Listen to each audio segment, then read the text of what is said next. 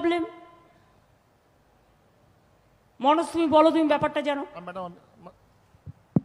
আমি বলছি ম্যাডাম, যে ছিল ম্যাডাম, যে গেস্ট হাউসে আপনি ছিলেন ম্যাম, তো মাইকটা সামনে নাও, কথা শোনা যাচ্ছে না। হ্যাঁ ম্যাম, যে গেস্ট হাউসে ম্যাডাম আপনি ছিলেন, আমার ফিল্ড ডাইরেক্টর বললেন আমাকে ওটা ইন্ডিয়ান এয়ারফোর্স লিখেছে। তো আমি ওনাকে বললাম আমি জানতাম না ইন্ডিয়ান এয়ারফোর্স এটা কেন লিখেছে না লিখেছে, ওর জমিন আছে ওদিকে, ওনার সঙ্গে বসে আমাদের উপর তো ওরা লিখতে পারবে না কি গুলি করে দেবো এটা করে দেবো, এটাই আছে অবস্থা না? ম্যাডাম নমস্কার ম্যাডাম, অ্যাকচুয়ালি আমিও একদিন ওরকম কি ওটা দেখেছিলাম, জাস্ট আমি স্টাফকে খবর নিলাম এটা কেন লেখা হচ্ছে, বলছে এটা আমাদের নয় আর কি, এয়ারফোর্স সাইড থেকে লেখা আছে। আপনি মানে আমি কিন্তু এয়ারফোর্স কিছু যদি এই ধরনের জিনিস আমাদের জায়গায় করে, সেক্ষেত্রে তো কনসাল্ট করবে ডিএম এর সাথে, এসপির সাথে। Take up this matter with the airport. This a very unhealthy line. Madam যেটা পিকনিক ম্যাটার ছিল, যখন চিফ সেক্রেটারি আমাকে বললেন, আমি কথা করলাম লোকাল অফিসার সঙ্গে, ওরা বললো কি 2 ডিপার্টমেন্ট স্ট্যান্ড আছে। এটা আমি ভিডিও কনফারেন্স করে প্রত্যেককে বলেছি, এদেরকে প্রত্যেককে বলেছি আমি কি যেটা ফ্রিঞ্জ এরিয়াতে অ্যালাউ হবে ওটা হবে। তারপরে আমি খবরও নিয়েছি 1 সপ্তাহ আগে, ফ্রিঞ্জ এরিয়াতে এখন অ্যালাউ হচ্ছে ম্যাডাম, আলিপুরদুয়ার আছে। সেটা তো আমরা টেক আপ করার পর। হ্যাঁ ম্যাডাম। মনোজ, তুমি সামটাইমস ফরেস্টের ডিএফওদের এবং যারা আছে নিচেও, তাদের সাথে তুমি অন্তত 7 দিনে একটা করে ভিডিও কনফারেন্স করো।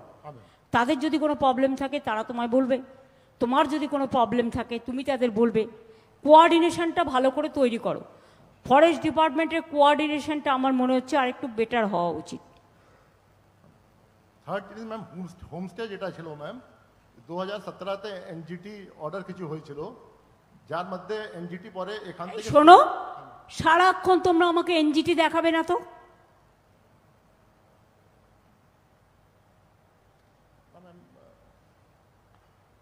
কি বলেছিল, হোমস্টে হবে না? আমি আমার বাড়িতে হোমস্টে করবো, এনজিটির কি যায় আসে? না ম্যাম, ওটা লোকাল কোর্ট হাইকোর্ট স্টে করেছিল ম্যাম। তাহলে সেখানে তোমার হাত তো শক্তিশালী হয়ে গেল, ম্যাডাম, তারপরেও কেন প্রবলেম হলো? ম্যাম স্টে কি হলো ম্যাম, নতুন জাজে গেস্ট পিএইচই অনেকগুলো মিটিং আমি অলরেডি করেছি, সিএসও করছেন, লাইন ডিপার্টমেন্টে যিনি আছেন সব বিডিওরা কোঅপারেট করবেন, পঞ্চায়েতরা কোঅপারেট করবেন।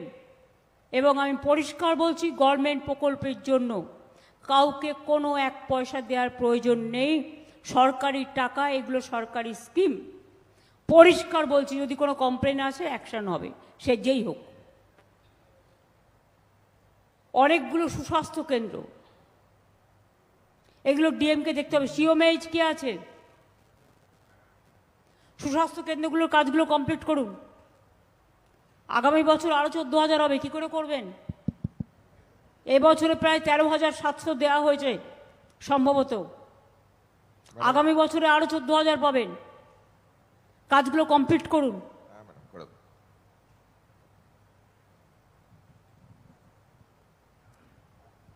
এবং 108টা প্রকল্পে, যেটা 1 বছরের কম দেরি হয়েছে। কালচিনি ব্লকে ভার্নাবাড়ি চা বাগানে আইসিডিএস কেন্দ্র, কালচিনিতে উত্তর লতাবাড়ি হিন্দি হাই স্কুলে গার্লস হস্টেল, সারনা আদিবাসী কমিউনিটি হল, আদিবাসী উন্নয়ন দপ্তর, দক্ষিণ পাইটকা পাড়া পানীয় জল প্রকল্প পিএইচই, ফালাকাটা ব্লকে 7 পুকুরিয়া উপস্বাস্থ্য কেন্দ্র স্বাস্থ্য সিএমওএইচ। প্রকল্প রূপায়ণের দেরির ক্ষেত্রে যে দপ্তরগুলি আছেন তাদের আমি অনুরোধ করব, পিএইচির কে আছেন? লাইন ডিপার্টমেন্টের হেড ইঞ্জিনিয়ার কারা আছেন? ম্যাডাম আমরা আছি ম্যাডাম। আপনারা কাজগুলো কমপ্লিট করে ফেলবেন তাড়াতাড়ি, ঠিক আছে? এগুলো খুব ছোট ছোট কাজ, বড় কাজ নয়।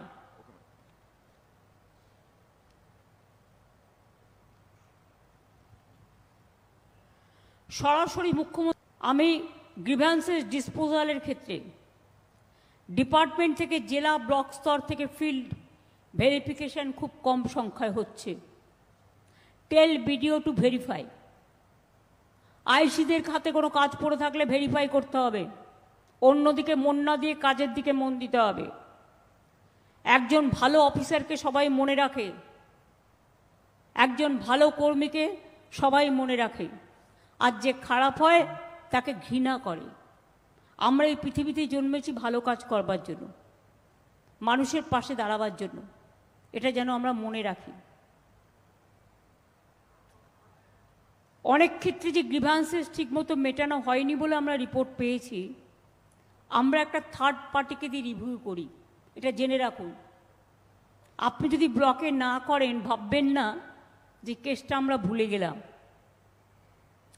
আমরা থার্ড পার্টিকে দিয়ে ফিল্ড ভেরিফিকেশন করাই। Quality of disposal is not satisfactory. আমি সবাইকে ফিল্ড ইন্সপেকশন করবার জন্য অনুরোধ করব। চিফ সেক্রেটারি কালকে জেলায় এসে যদি 5-6টা জায়গায় যেতে পারে, তাহলে বিডিওদের ব্লকে ব্লকে ঘুরতে হবে। ICDS centre, mid day meal centre, সুস্বাস্থ্য কেন্দ্র, তাছাড়াও বিএসকে মাঠে কি কাজ হচ্ছে, চা বাগানে কি কাজ হচ্ছে, তাদের সাথে গিয়ে একটু বসে কথা বলা, একটু মেলমেশ করা। এটা জেলা পরিষদ, পঞ্চায়েত সমিতি, গ্রামসভা এবং আমাদের এমএলএ এমপি থেকে শুরু করে আমি সবাইকে, ফিল্ড অফিসার থেকে শুরু করে, বিডিও থেকে শুরু করে, এসডিও থেকে শুরু করে, আইসি থেকে শুরু করে, এসপি থেকে শুরু করে, ডিএম থেকে শুরু করে সবাইকে বলবো, মোবিলিটি বাড়াতে হবে।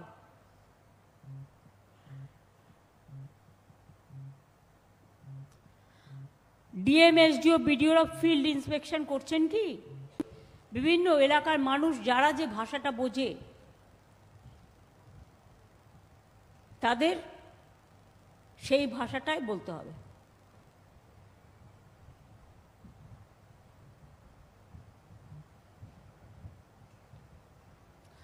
আবার দুয়ারে সরকার হচ্ছে।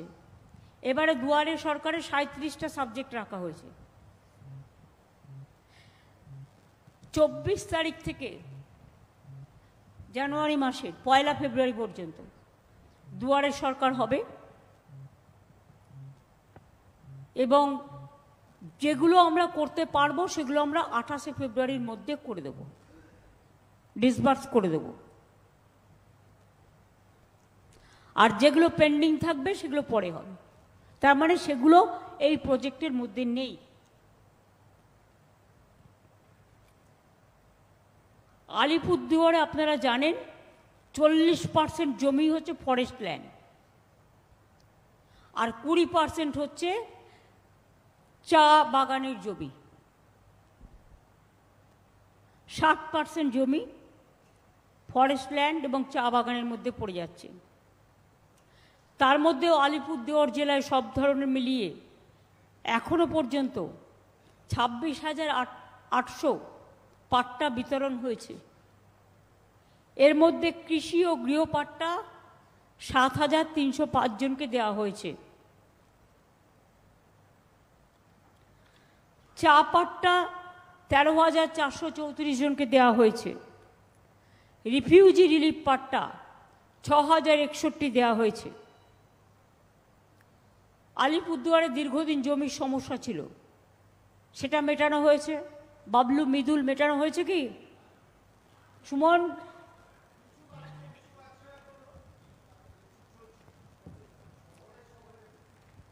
আগেরগুলো হয়ে গেছে। আগে হ্যাঁ, কিছু বাকি আছে দিদি। হয়ে গেছে, এখন কিছু বাকি আছে, এগুলো সার্ভেও হয়ে আছে, সেগুলো তোমাদের দামের ব্যাপার আছে, শহরেরও আছে। হ্যাঁ, জানি আমি। কি ব্যাপার বলো? এমনি কিছু যেগুলো হচ্ছে দিদি, আর কিছু প্রসিডিওর করলে হয়ে যাবে। প্রসিডিউরটা কে করবে? এটা তো ভূমি সংস্কার দপ্তর থেকেই আরেকটু যদি, হ্যাঁ সেটি আমরা পেয়েছি ম্যাডাম, ওইগুলো প্রসেস করে এবার টাইম টু টাইম যে আমরা অ্যাপ্লিকেশন পাচ্ছি ওইটা পাঠিয়ে দিচ্ছি ম্যাডাম। ফ্রি হোল্ডের জন্য কিছু লোক অ্যাপ্লাই করেছে, ওইটা দিয়ে দাও। ফ্রি হোল্ড দিলে তার একটা ফিল্ড, তার একটা ফিজ আছে আলাদা। ইয়েস ম্যাডাম, দিয়ে দাও, আমার তো কোনো আপত্তি নেই। Yes madam. ল্যান্ড ডিপার্টমেন্টের কে আছেন জেলায়? আপনি কি ডিএলআরও? हाँ मैडम, আমি ডিএলআর ম্যাম। খোঁজ নিন কোথায় কোথায় কেন আলিপুরদুয়ারের এটা পড়ে আছে এতদিন। ম্যাম পড়িনি ম্যাম, সব যতগুলো ম্যাম প্রপোজাল আসছে আমরা সঙ্গে সঙ্গে ম্যাম এলআরসি সাহেবকে পাঠাচ্ছি ম্যাম। যেটা ওরা ফ্রি হোল্ড রাইট চাই যদি, হ্যাঁ ম্যাম। ফ্রি হোল্ডের একটা ফিজ আছে, ল্যান্ড ডিপার্টমেন্ট থেকে জেনে নিন, হ্যাঁ ম্যাম, জেনে নিয়ে ওটা করে দিন। একদম ম্যাম, থ্যাংক ইউ ম্যাম। আদিবাসীদের জমি হস্তান্তরের ব্যাপারে কোনো রকম কোনো বেনিয়মী কাজ আমি কিন্তু মানব না। আদিবাসীদের জমি আদিবাসীদের অধিকার, এটা মাথায় রাখতে হবে। এর জন্য সরকার আইন করেছে, সেই আইনের যেন হেরফের না হয়। যদি হেরফের হয় তাহলে কিন্তু it's a criminal offence. Alipurduar জেলায় 61টি চা বাগান আছে। চা শ্রমিকদের মজুরি বাড়িয়ে 250 টাকা করা হয়েছে। বিনামূল্যে রেশন, জল, বিদ্যুৎ, চিকিৎসার ব্যবস্থা করা হয়েছে। চা সুন্দরীর যারা বাড়ি পাচ্ছিলেন, এখন আমরা অন্য নিয়ম করেছি, যা বাড়ি হয়ে গেছে, এবার আমরা তাকে পাট্টা দিচ্ছি চা বাগানে, এবং তাকে বাড়ি করার টাকাও দিচ্ছি তার সাথে, মানে ডাবল পাচ্ছে। এতে চা বাগানের মজদুররা খুশি হবে বলে আমি মনে করি। আলিপুরদুয়ারে 22টা ক্রেশ তৈরি করা হয়েছে, যারা চা বাগানে মায়েরা কাজ করে বাচ্চাদের রাখার জন্য। টি বোর্ডের গত জুলাই মাসের এক নির্দেশে চা তোলার সময়সীমা 23 দিন এগিয়ে 30শে নভেম্বর করা হয়েছিল, করার নির্দেশ দেওয়া হয়। শ্রম দপ্তরের লিখিত অনুরোধ সত্ত্বেও সময় বাড়ানো হয়নি। এতে বাংলার 7-8% চায়ের ক্ষতি হয়েছে। কেন হয়নি এটা আমি শেষকে বলবো ইনভেস্টিগেশন করে দেখতে। Who is responsible for this, and law must act.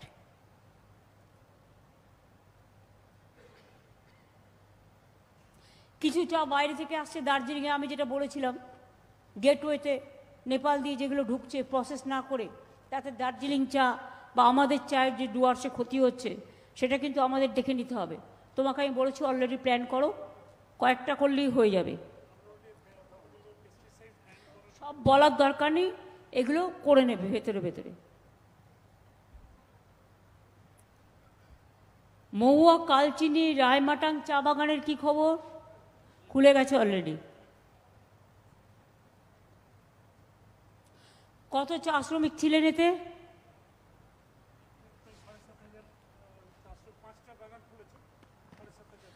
5টা চা বাগান খোলা হয়েছে, 7,500 শ্রমিক নতুন করে জীবন ফিরে পেয়েছেন।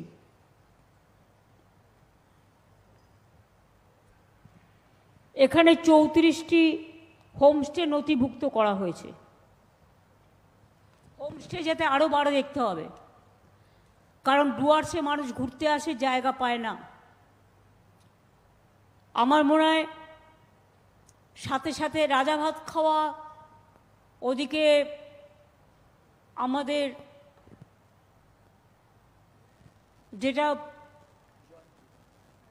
জয়গাই নয়, জয়ন্তী, ওটাকে আলিপুরদুয়ার জেলার মধ্যে পড়ে, ওটা একটু দূরে হয়ে গেছে। ওখানে যে পাথরগুলো যদি টেন্ডার করা হয়, অনেক মানুষ লোকাল চাকরি বাকরি পাবে এবং ইনকাম বাড়বে, গভর্নমেন্ট ট্যাক্সও পাবে। এটার একটা পলিসি আমি ইমিডিয়েট করে ওদের পাঠিয়ে দিতে বলছি, এবং ওই সব জায়গায় ভিজিটও করতে হবে।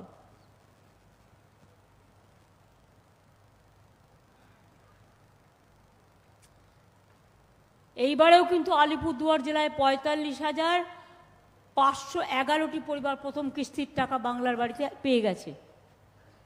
তারপরে তাও 16 লক্ষতে আবার আসবে।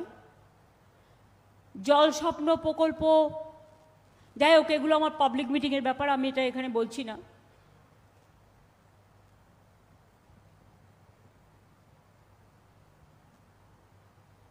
এগুলো পাবলিকের কাজগুলো সৌম্য তোমরা করে দিয়েছ, শর্টকাট করেছো, তোমাদের কাজটাও ঠিক হচ্ছে না। আই ডোন্ট লাইক ইট।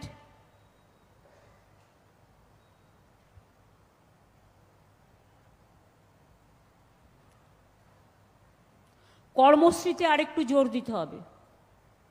100 দিনের কাজ সেন্ট্রাল গভর্নমেন্ট বন্ধ করে দিলেও আমরা কিন্তু পরিবর্তে কর্মশ্রী চালু করেছি। তাতে 50 দিনের কাজ নির্দিষ্ট করা হয়েছে। কিন্তু যদি কোনো জেলা মনে করে পরিযায়ী শ্রমিক আছে, প্রবলেম আছে, সমস্যা আছে, গরিবি বেশি আছে, সেখানে 50-এর জায়গায় 60ও হতে পারে। আগে তো 100 দিনের কাজেও 30 দিনও কাজ হতো না। আমরা মিটিং করে করে করে এটাকে 50-60% পর্যন্ত বাড়িয়েছিলাম। সুতরাং 50 দিনের কাজ এটা ঠিকমতো করাতে হবে। এর জন্য অনেকগুলো ডিপার্টমেন্টকে আমরা সংযুক্ত করেছি।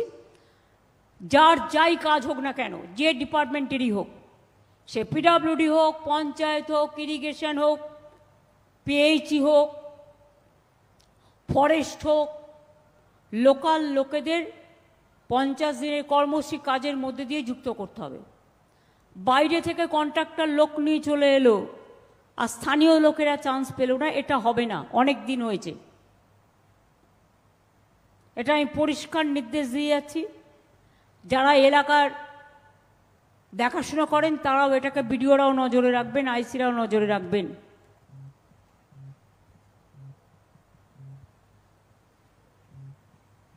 লাইন ডিপার্টমেন্ট অবশ্যই নজরে রাখবেন। এথেল বাড়িতে ইন্ডাস্ট্রিয়াল স্পট করা হয়েছে, কতগুলো ভর্তি হয়েছে?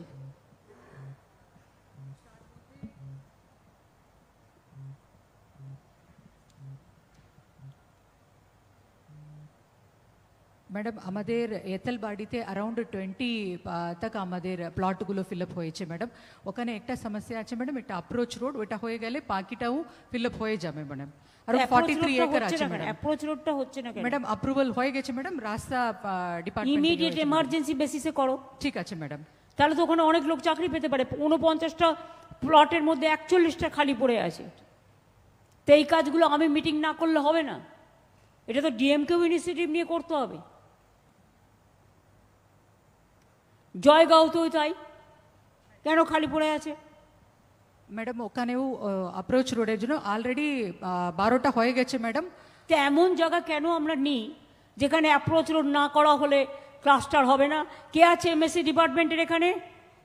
লাইন ডিপার্টমেন্টের কে আছে? আপনারা এমন কোনো জায়গা নেবেন না যেখানে অ্যাপ্রোচ রোড নেই। আর অ্যাপ্রোচ রোডের জন্য লোকাল পিপুল যেন সাফার না করে, এখন থেকে এটা মাথায় রাখবেন। যেখানে অ্যাপ্রোচ রোড আছে সেখানে ইন্ডাস্ট্রিয়াল এস্টেট বানাবেন। ঠিক আছে। প্রথমে এমন জায়গা নিলেন ধবধবে গোবিন্দপুর, তারপরে বলবেন রাস্তা করে দাও, জল করে দাও, তারপরে হবে। এটা হবে না। There is a limit for everything.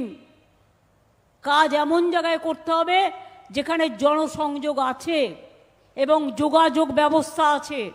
এখন থেকে এটা হবে সিস্টেম। ঠিক আছে ম্যাম। আমি সিএসকেও বলবো to send the instruction to the MSME department and all the DM. খালি প্লটগুলো ইমিডিয়েট বন্টন করতে হবে।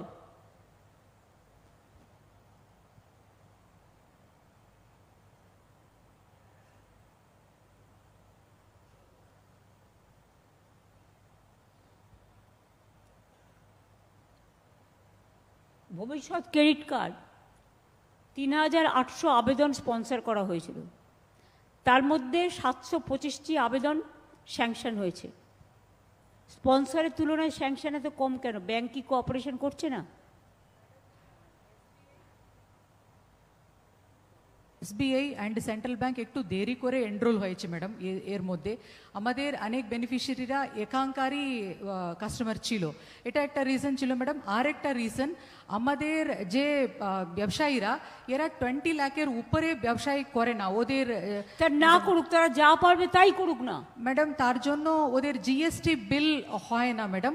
কিন্তু এখানে ये স্কিমের মধ্যে একটা ये বিল লাগছে ম্যাডাম, বিকজ আমাদের ব্যবসায়ীরা ডাইরেক্টলি টাকা পায় না। এ টাকা ও যে ভেন্ডার ওরা পায় আন্ডার দিস স্কিম ম্যাডাম। এর জন্য ওখানে জিএসটি বিলের একটা ইস্যু আছে madam. Right sir. For anybody entrepreneur can apply under this scheme. GST registration যে কোনো লোক করতে পারে, it's online. So that should not, restrict the admissibility for. আমার মনে হচ্ছে তোমাদের কোথাও কাজের গাফিলতি আছে। কোঅর্ডিনেশন বাড়াও, কোঅর্ডিনেশন বাড়াও।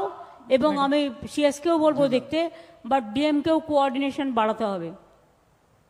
ভবিষ্যৎ ক্রেডিট কার্ড কে দেখে? কোন ডিপার্টমেন্ট? এমএসএমইকে আরেকটু স্ট্রং হতে হবে। আমরা বাংলায় নাম্বার 1 এমএসএমইতে, এটা মাথায় রাখবেন। এই জেলাতে প্রচুর মানুষ আসে, সব জেলাতেই এমএসএমইকে একটা গুরুত্বপূর্ণ ভূমিকা পালন করতে হবে। লাইন ডিপার্টমেন্টের অনেক কাজ আছে, আপনারাও অনেক ইম্পর্টেন্ট মনে রাখবেন। দেখে নিন, প্রবলেম হলে আমরা যখন ভার্চুয়াল মিটিং করি কেন বলো না? যখন সিএস বারবার ভার্চুয়াল মিটিং করে কেন বলো না? তো বলা উচিত এটা। ম্যাডাম,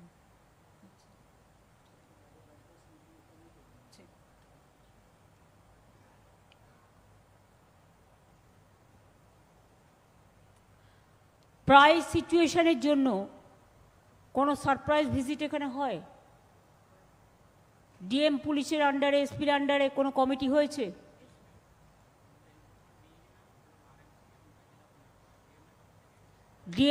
ডিএম এর আন্ডারে, এসপির আন্ডারে একটা কমিটি হয়েছে।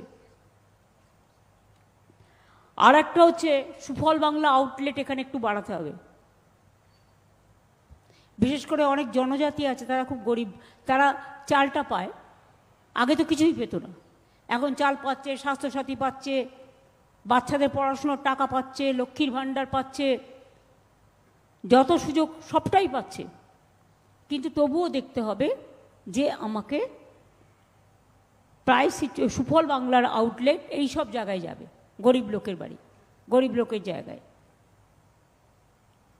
কুয়াশার জন্য কিন্তু প্রচুর টুরিস্ট আসছে, কিন্তু ফগের কারণে এখানে ফগটা খুব বেশি হয়, অ্যাক্সিডেন্টটাও বাড়ে, এটা একটা কারণ। আর 2 হচ্ছে হাতির আক্রমণ। ফরেস্ট ডিপার্টমেন্ট, কে আছেন ফরেস্ট ডিপার্টমেন্টের? Manoj, please listen to me very carefully. আচ্ছা, এটা আমি তোমাকে দিলাম। আমি এইমাত্র আমার মোবাইলে একটা ছবি তুলে এলাম, আমি যেখানে আছি সেখান থেকে। দাও ফোনটা।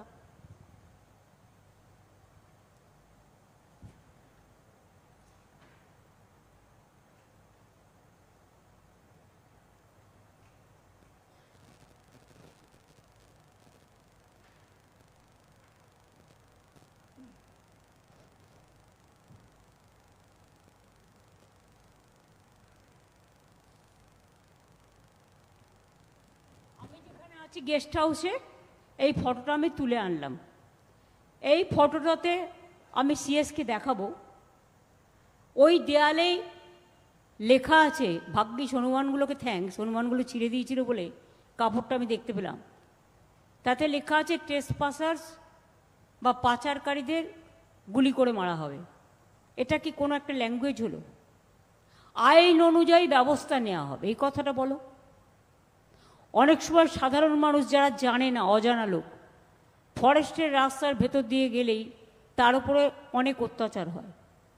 আমার কিন্তু নলেজে এটা আছে।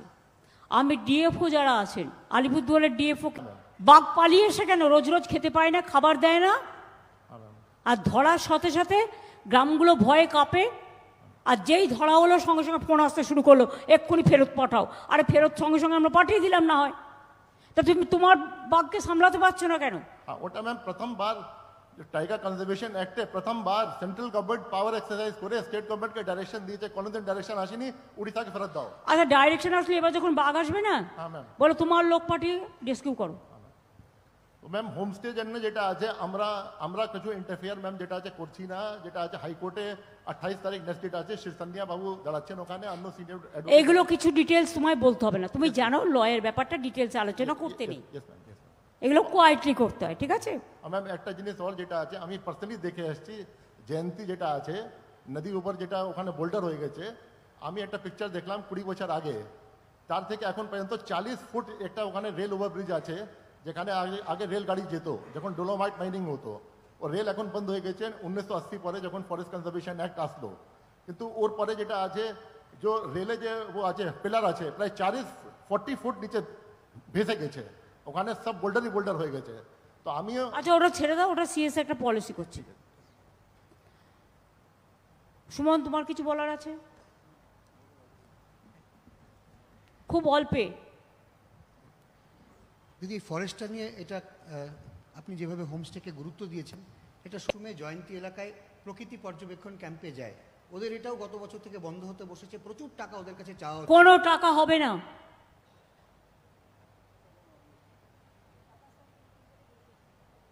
আমরা 5-6 দিনের মধ্যে দেখে নেব। এটাই এদিকটা করলে তাহলে আমাদের হোম ট্যুরিজম, আমি দেখে নিচ্ছি, হোম ট্যুরিজম বাড়াতে হবে, আমি দেখে নিচ্ছি। ওখানকার মানুষদের কাজ নেই, কাজ দিতে হবে। আমরা দেশে হোম ট্যুরিজমে প্রথম হয়েছি আমাদের এই রাজ্য, কিন্তু এখানে খুব ভালো, খুব ভালো প্রকাশ। সুতরাং এটাও নজর দিয়ে দেখতে হবে।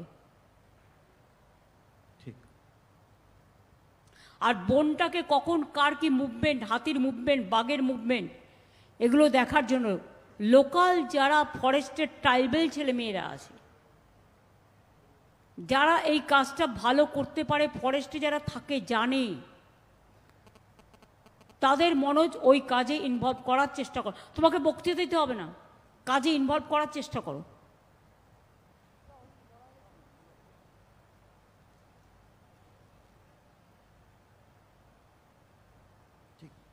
ঠিক আছে। ঠিক আছে, ঋতু তোমার কি বলার আছে? আপনি যেটা বললেন যে ওই 40টা 22টা হচ্ছে আপনার ক্রেশ হয়েছে, সঙ্গে 18টা আরও primary health centre with ambulance, দুটো জেলা মিলিয়ে প্রায় 54টা অ্যাম্বুলেন্স। আর এখানে সেন্ট্রাল গভর্নমেন্ট তো দিচ্ছে না কিছুই, বাস, স্কুল বাস, সেটাও আপনি স্যাংশন করেছেন। আলিপুরদুয়ার, জলপাইগুড়ি দুটো জেলার স্কুল বাসগুলোও সব স্যাংশন হয়ে গেছে। সেগুলো মানে তাহলে খুবই সুবিধা হবে আর কি। সব স্যাংশন হয়ে রয়েছে। আপনি দুটো ট্রান্সপোর্ট ডিপার্টমেন্টের কে আছে এখানে? এটা লেবার থেকে হয়েছে দিদি, এটা তো লেবার। আচ্ছা, লেবার ডিপার্টমেন্ট, তাহলে করে ফেলো।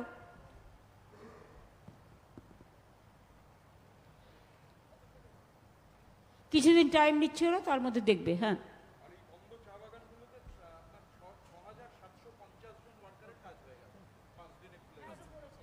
আচ্ছা মলয়, তোমার কিছু বলার আছে?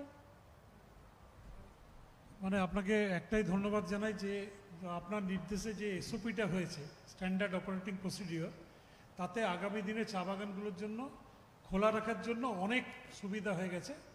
কারণ চা বাগানের মালিকপক্ষ হাইকোর্টে গেছিল এবং পরবর্তীকালে এলআরটি দিতে গেছিল, এবং সেখানে ডাইরেক্ট বলা হয়েছে যে যেটা ডিউজ আছে সেটা পেমেন্ট করলে তবেই হিয়ারিং হবে। তো সুতরাং এখন একটা সুবিধা হয়ে গেল যে সমস্ত চা বাগান যেগুলো বন্ধ আছে তারাও তড়িঘড়ি খুলে দিচ্ছে, এবং এই গত 1 সপ্তাহ 10 দিনের মধ্যে 5টা চা বাগান খুলে গেছে, এবং আগামী 1 সপ্তাহের মধ্যে আরও 3টে চা বাগান খুলে যাবে। খুব ভালো, হ্যাঁ, থ্যাংক ইউ। বলুচিকে কিছু বলবে? ঠিক আছে, উদয়ন।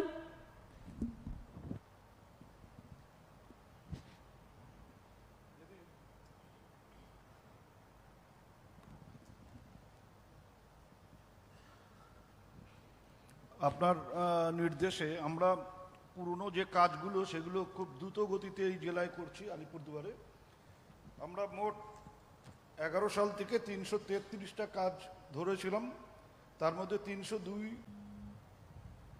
শামিরুল, তোমার কিছু বলার আছে? ফরেস্টে ট্রি প্ল্যান্টেশন রেগুলার না হওয়ার ফলে ওই হাতি বাইরে বেরিয়ে যাচ্ছে, ওটা যদি রেগুলারাইজ করা যায় তাহলে ভালো হয় দিদি। না, সেটা একটা একরকম গাছ আছে ওদের খাবার জন্য, সেটা তুমি ছেড়ে দাও, ওটা নিয়ে অলরেডি কথা হয়ে গেছে। ওটা অন্য প্ল্যান্টেশন নয়, অন্য ব্যাপার আছে। সেটা 2 বছর ওরা নেগলেক্ট করেছে, সেই জন্য ওটাকে এমার্জেন্সি ভিত্তিতে করে দিতে বলা হয়েছে। তোমরা কি ভাবো A to Z আমরা খবর রাখি, এইভাবে আমরা গভর্নমেন্ট চালাই? এটা নয় যে ফাঁকিবাজি দিলাম। A to Z প্রত্যেকটা সাবজেক্টে আমাদের নলেজে আছে। জয়প্রকাশ, তুমি নতুন জিতেছো, অনেক অভিনন্দন মাদারহাটের লোকজনদের। তোমার কিছু বলার আছে? বলো। ম্যাডাম প্রণাম নিয়েন। প্রথমেই তো আমি টাঙ্কাপাড়া ইকো ট্যুরিজম একদম ভুটান ঘেঁষা আছে, আমরা 1 বছর আগে ওটাকে প্রাইভেটলি স্টার্ট করেছিলাম। খুব এই 1 বছরেই নিয়ার অ্যাবাউট 35 লাখ মানে মানুষ ওখানে গিয়েছে, আমাদের আসাম থেকেও, অন্য স্টেট থেকেও ওখানে খুব পপুলারিটি পেয়েছে। ওইটাকে আরও কিছু যদি ডেভেলপ করা যেত দিদি।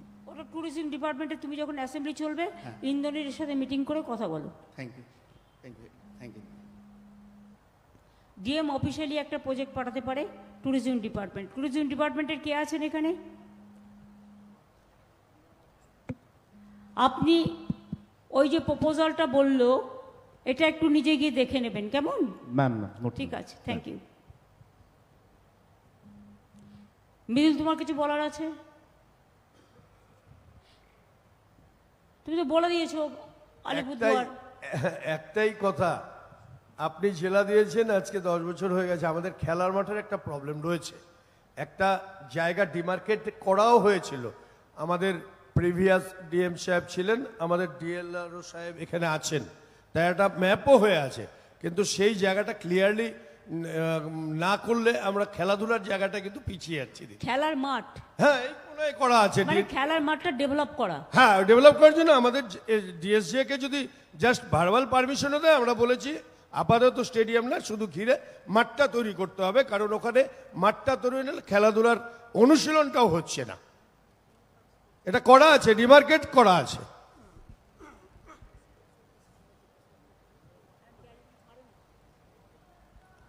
ওইটা করা আছে, নাহলে আমরা সিএবির অ্যাফিলিয়েশনও পাচ্ছি না। রাজ্যসভার এমপি থেকে 10 লাখ টাকা পাঠিয়ে দেবো ডিএম এর কাছে, ডিএম এটা করে নেবে। Thank you. ঠিক আছে, থ্যাংক ইউ দিদি। এটা কি আলিপুরদুয়ার খেলার মাঠ? মানে আলিপুরদুয়ার স্টেডিয়াম খেলার মাঠ? দিদি প্রণাম জানাচ্ছি। স্টেডিয়াম দেয়নি, মাঠটা ডিমার্ক করে দিয়েছেন, ডিএলআরও সাহেব ছিলেন এই মাঠটারই তো জানে, বলে ডিএম এর সাথে কথা বলে নিও। হ্যাঁ, ওকে, হ্যালো, ঠিক আছে। যেটা থ্যাংক ইউ দিদি। আপনার আর তোমার তো হয়ে গেল, তুমি আবার কেন কথা বলছো? না দিদি, ওই যে যেটা বীরপাড়া হসপিটালের কথা বলছি, যখন আরে এখন আবার হসপিটাল চলে এলো। ঠিক আছে, পরে কথা বলো। কত হসপিটাল আর দেবে? বাপরে বাপ। তোমার আগে ডুয়ার্স কর্নার বাড়িটা দেখেছো? গভর্নমেন্টে কোথাও আছে সব অফিসে একসাথে? নতুন জেলা হওয়ার পরে কি না করা হয়েছে এখানে, সবটাই করা হয়েছে।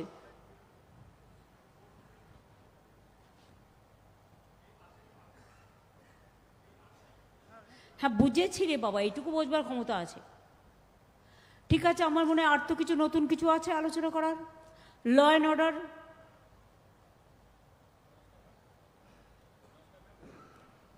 নমস্কার ম্যাম, আপনার নির্দেশ অনুযায়ী আমরা সতর্ক আছি ম্যাম, ল অ্যান্ড অর্ডারকে নিয়েও, আমাদের border এলাকায়ও ma'am.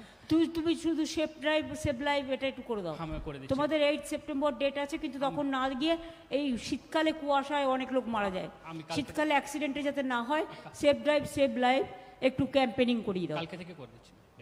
Thank you. Raghu এমনি ভালো অফিসার, অন্য আইসিদেরও বলবো ওকে ফুল কোঅপারেশন করতে। নিজেরাও নিজেদের এলাকায় দায়িত্ব পালন করবেন।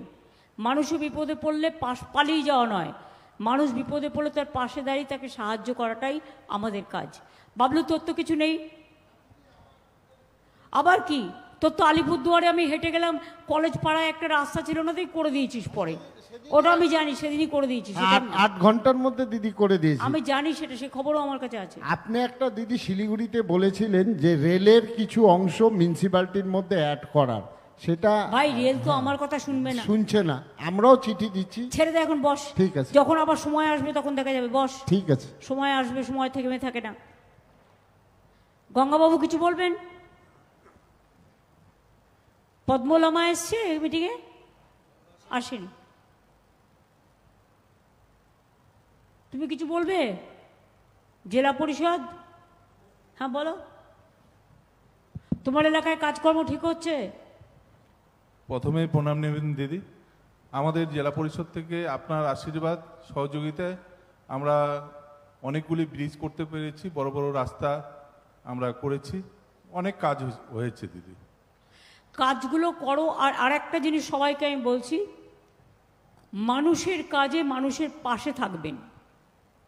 মানুষের কোনো সরকারি স্কিম থেকে, তুমি বসো, যাতে কেউ কোনো পয়সা না চায়, আর জোর করে যাতে জমি গভর্নমেন্টের কেউ দখল না করে।